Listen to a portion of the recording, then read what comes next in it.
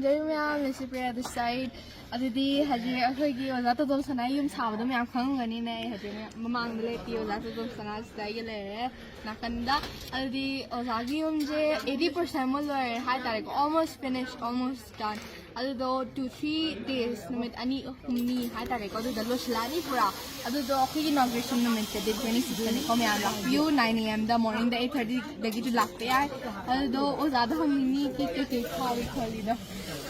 some na chan to birak paje kai wo mudam mai misi ji kanogi dingi harga adagi yot ki har kan da misi ji manga di ta lakpa adi muko ji moi fencing ceiling gi har kan da ceiling gi moi misi taru manga di to khodum lakpa moi ni sumai subi ba tona adagi moi leiba electric ki light ki moi to ni men di u kan da si hu ji loi kan gi moi phaja ba mo ko na je ngon da li ko wari sina khang ne adu ni moi ko color la ki ni sigum color sing la mo kan ji mo nuai ne bi thaja ba lai adu na ke na isa na sumai da idem lo sil li ba sigum ba thamaki ai bi si lo ra ga kana ba wala pa ra sing ya mo ka khamina ga ai jo magi mateng pa ga sigum ba ana mayam si ko han mangam ngani ai bi thaja ba lai kuna makna miyamna sigum da sing bang di ba yam ma thau tai ha ai thaja ba kan ai miyam sa di ai miyam yi mo to ai ne ta ai ga kono to pin ge miyam na barton to miyam na da pung jang bi ni ai bi hai nei upai li di ni yau da ba lak ba arak ba ai bi ha sai ai na apin ko to ro ga lak ba ai lak ba ai adu na ai bi ken oi di miyam na ni kai to je ai ma si sa ba to si di oi yam na keno yum mo moi na ni ani hum na leibada yamna comfortable oiba yamna nungai ba du kumba jum khalam oi masi yamna darkar lai hoyi ki jumsa khusa matam digi yamna so lu da ba yamna so ngai da ba mai ai oina sigumba leiba yam nungai ba du kumba jum ma ing ta ba dagi sa da ba yamna magul leiba jum ma ne sai digi manu le kan khani Andi Oja yam thagachari ai satu jo best of video ko हमारे feel उछलानी तो दना अखैगी progress हुई मैं हजिकी के सुखल न को कोन लोरा का लोना खलगे हाय नत्रो अई लाग यिंग न जे को लोइबा असि इनॉग्रेशन नमित दा अदि लेट्स गो दुगो म्याम जु नरजे थिंगनरजे डे 26 9 am जुलाई दा yam nuare da hoy ju kana thabak tori ba khoigi oza ki yum je thu bi de loshin na ba ai me am pone ing mina oje la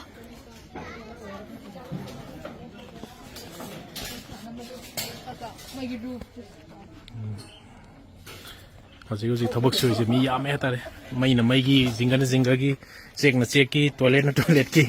adagi lung hon na hon ba wa hon na hon ba fall ceiling tham na tha ba zagi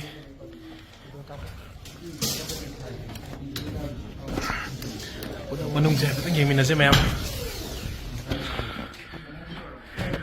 ko gi 5 star hotel magi room ma chang ba da lai ba ambience amenities sing du ma'am ne ko ji rang dog dri ko si manung je ek putin ka matung rang plastic rang to mo to na se ki yum magi sak ta sap manan ni kem u bu da hai bang mo se ki yum la yot ki yum la hai ba je fall ceiling to ba yong ma'am ying view LED na power lighting su watching to the Victor home decor mai jina Simon electricals daga tile na blue tiles uri pok daga kari thonau na aluminum window sliding ma hapal ore ji game binasi ma jo hav na batawri sa thonau ko jin phajare ne ko ja pura mi ngo de ki chang ta dre ba ina kun mo ne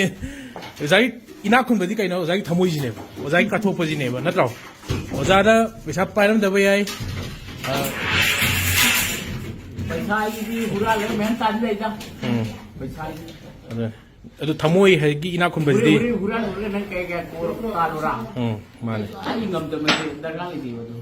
yi ma le long ying view me mai ju fitting to bolore Simon electricals na IP multi construction company uri pugna thonau ji pai bi ri aduga hoi so yot subna suba koi sina koi gi Victor home decor gi aitare Victor ni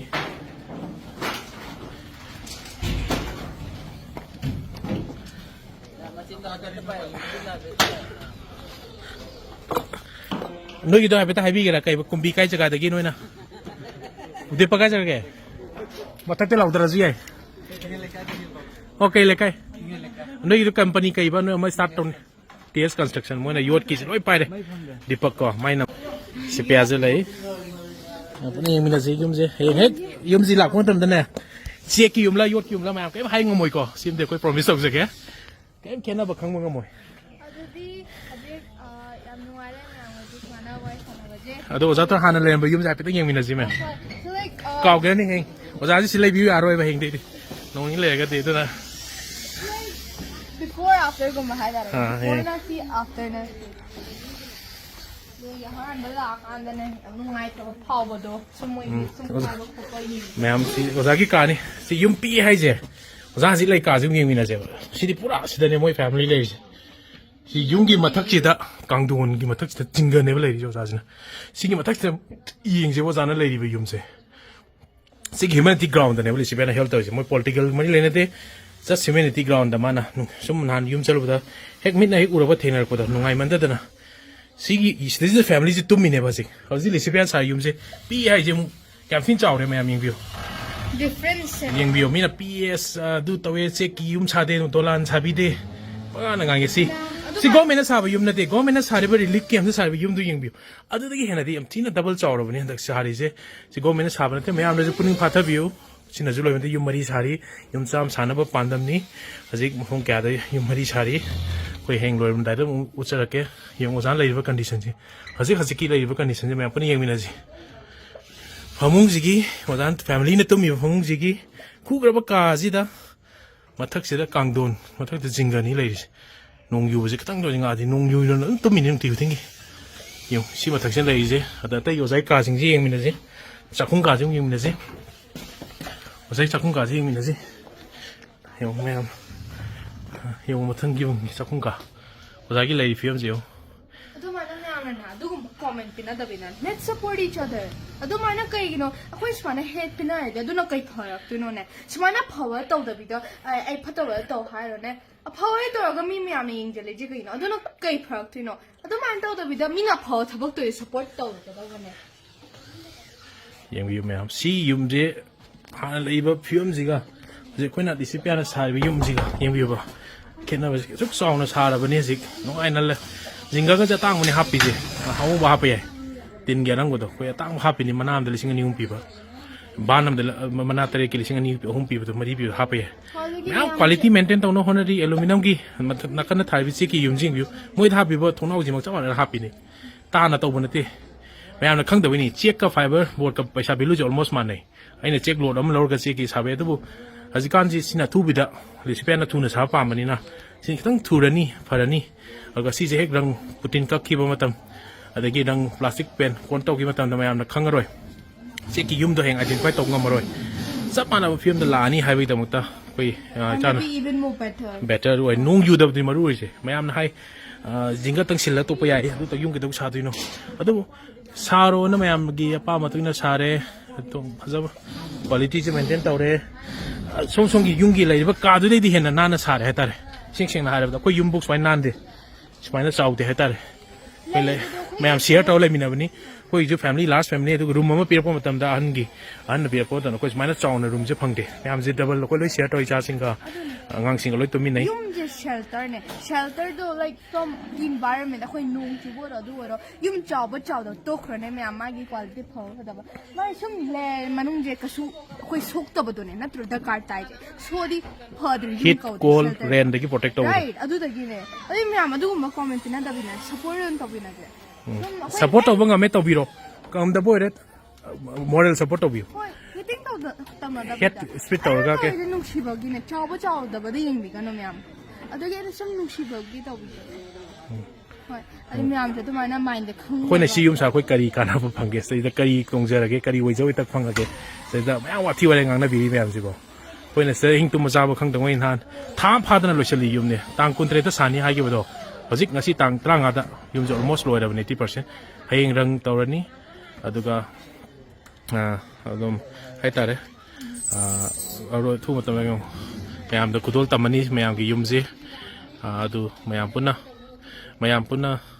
yengminarsi sanggaw sweden lapiu 26 July gi pung mapanda lagi throm to godam ni mamang da lapiu manipuri Oja Tomtomsanagi nungsibiba Licypriya nungsibiba si yumjina ahobo bege wani yum sama sana ba pandam thamjari yum mari ma hik sabai thawak chathari mayam punna loram da de koi bhayam share tok jake kana kana gi mating pangi habado akoi ju daga tar mo tar mayang mating adum nirakani adwam ni majonga ni sei time thoi gatani ma class 7 ka dengari mana ngam bage pasti mayam tawri anga amna suam tawdi koi magu mangang samani di kam taw ngam ni habto mayam khandaminaji change sabji we start from ourselves ko aduna mayam punna hona minasi habo humji thamjage daga mayam bu puno buju Licypriya bu nungsibiyo support tawi thakachari